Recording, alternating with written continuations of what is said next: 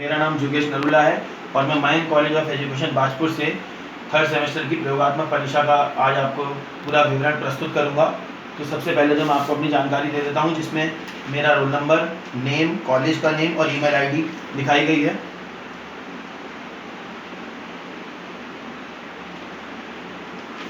अब एक एक करके मैंने जो भी लेसन प्लान और जितनी भी कंप्लीट फाइल्स बनाई हैं मैं उसकी जानकारी आपको दूंगा।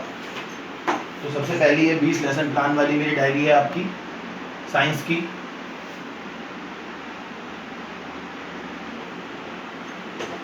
उसके बाद ये 20 लेसन प्लान वाली डायरी है मैथ की।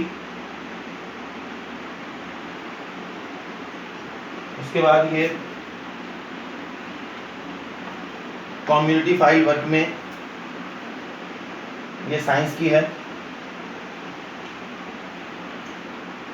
और स्कूल ऑब्जर्वेशन फाइल में ये मैथ्स की है।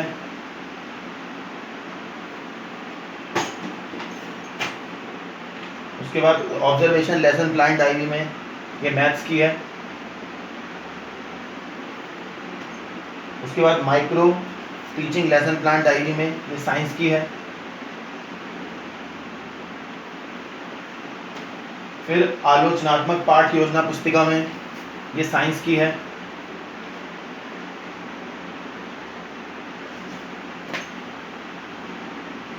ये मैथ की है। फाइनल टीचिंग लेसन प्लान में मैथ की है ये, जिसमें मैंने भिन्नों के गुणन के बारे में लिखा है। और ये आपका फाइनल टीचिंग लेसन प्लान में साइंस की है। जो टॉपिक आज मैं आपको पढ़ाऊंगा, इसमें बताऊंगा, जिसके बारे में प्रकाश का परावर्तन भौतिक विज्ञान से संबंधित है। तो हम आज मैं आपको जो आज लेसन प्लान में जो टॉपिक पढ़ाऊंगा, जो वीडियो में आपको बताऊंगा, तो हमारा टॉपिक है, और इस टॉपिक ये जो है भौतिक विज्ञान से संबंधित है ये। और भौतिक विज्ञान में इस टॉपिक का नाम है प्रकाश का परावर्तन। क्या नाम है इसका, किस सब्जेक्ट से है, विज्ञान के भौतिक विज्ञान से संबंधित है, और इस टॉपिक का नाम है प्रकाश का परावर्तन। तो प्रकाश का परावर्तन क्या होता है, उसको डायग्राम में समझाने से पहले मैं वैसे आपको एक जनरल भाषा में समझाता हूँ कि जब भी कोई प्रकाश की किरण किसी परावर्तक पृष्ठ पर, परावर्तक पृष्ठ कैसा होगा, इसके एक हिस्से पर आप पॉलिश कर देंगे। ठीक है, आपके पास कोई भी एक परावर्तक पृष्ठ है, उस परावर्तक पृष्ठ का एक हिस्सा पॉलिश होगा और दूसरे हिस्से पर जो किरण है प्रकाश की वो जाके टकराएगी। तो जब भी किसी परावर्तक पृष्ठ पर प्रकाश की कोई किरण टकराती है और टकराने के बाद वापस आ जाती है, तो उसको हम क्या बोलते हैं, प्रकाश का परावर्तन। आसान शब्दों में प्रकाश की किरण का किसी पृष्ठ पर टकराना और टकरा के उसी माध्यम में वापस आ जाना। दो अलग अलग माध्यम भी हो सकते हैं, लेकिन अगर परावर्तन हो रहा है तो परावर्तन वाली कंडीशन में, परावर्तन की शर्त में क्या है कि प्रकाश की किरण परावर्तक पृष्ठ से टकराने के बाद दूसरी जगह नहीं जाएगी, वो टकराने के बाद उसी माध्यम में वापस आ जाएगी। तो उसे हम क्या बोलते हैं, प्रकाश का परावर्तन। तो देखिए, जैसे यहाँ पर आपके पास एक किरण है प्रकाश की, और इस प्रकाश की किरण का हमने नाम रख दिया AO। और जो किरण पृष्ठ पर आके टकराती है, जो भी किरण पृष्ठ पे आके टकराएगी, उस किरण को हम बोलते हैं आपतित किरण। जो भी किरण पृष्ठ पे आके टकराती है वो किरण क्या कहलाती है, आपतित किरण। और जो किरण पृष्ठ पर टकराने के बाद वापस आ जाती है वो क्या कहलाती है, परावर्तित किरण। जैसा कि आप इसमें डायग्राम में देख सकते हैं कि AO क्या है, आपकी आपतित किरण, क्योंकि वो टकरा रही है, और OB वो क्या है, आपकी परावर्तित किरण, क्योंकि वो टकरा के वापस आ जा रही है। और ये जो आपका XY मैंने माना है, ये XY क्या है, आपका परावर्तक पृष्ठ।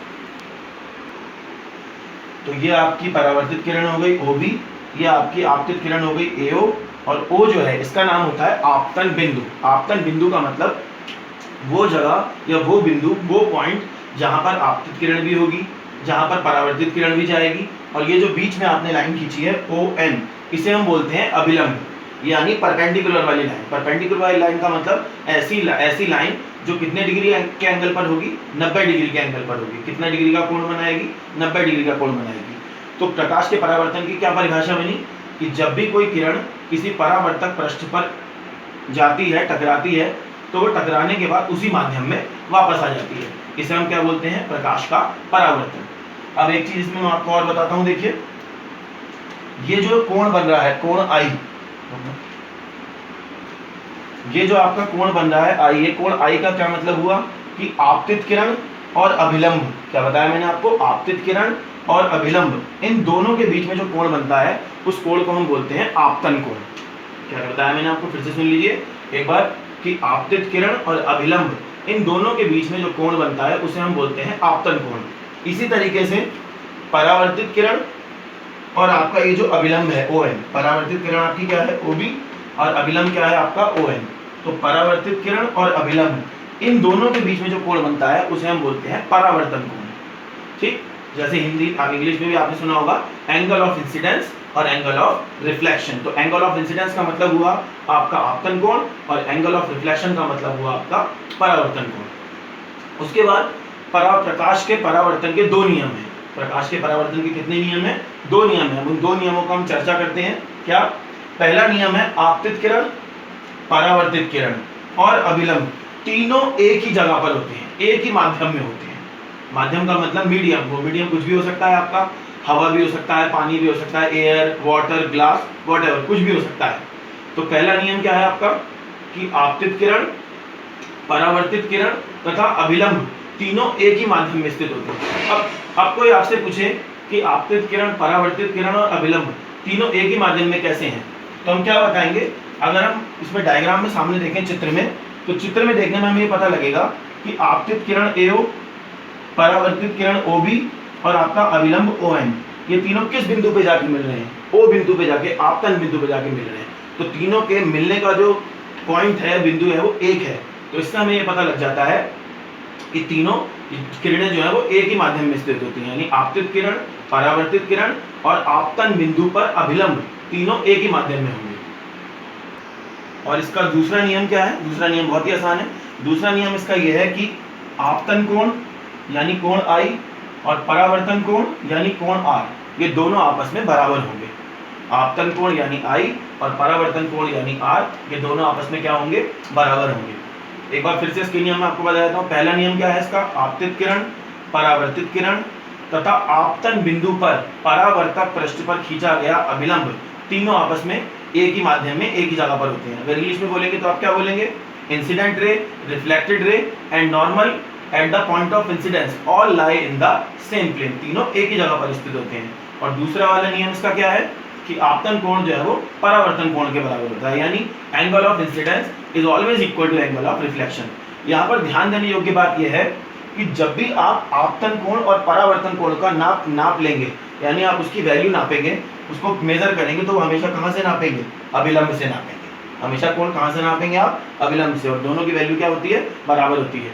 अगर एक कोण 45 डिग्री का है यानी आपतन कोण, तो परावर्तन कोण भी कितनी डिग्री का होगा? 45 डिग्री का होगा। तो ये हमारा आज का लेसन प्लान का जो मैंने टॉपिक पढ़ाया था वो था प्रकाश का परावर्तन। इसके बारे में जो भी जितनी भी जानकारी थी वो मैंने आपको बताई। उसके लिए अब आपका सबका बहुत बहुत धन्यवाद। नमस्कार।